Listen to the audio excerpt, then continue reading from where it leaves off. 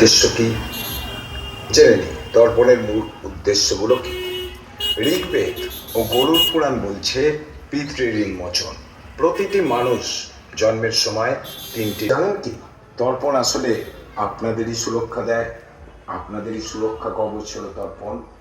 আপনার ভাগ্য, কর্মফল ও ভবিষ্যতের উপর প্রভাব ফেলে। বহু সাধক বিশ্বাস করেন এই তর্পণের মাধ্যমে আপনারা কিছুক্ষণের জন্য ভৌতিক জগতের স্পর্শ পায়।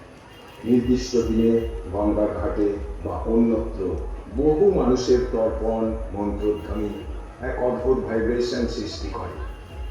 আরও এমন কিছু ঘটনা ঘটে যা আপনাদের আঘাতে পড়ে। সত্যি আসলে কি জানেন, তর্পণ হলো এক ধরনের পোর্টাল যেখানে জীবিত ও মৃতদের মধ্যে সেতু বন্ধন ঘটে। অনেকে ভাবে তর্পণ মানে একটা প্রথা,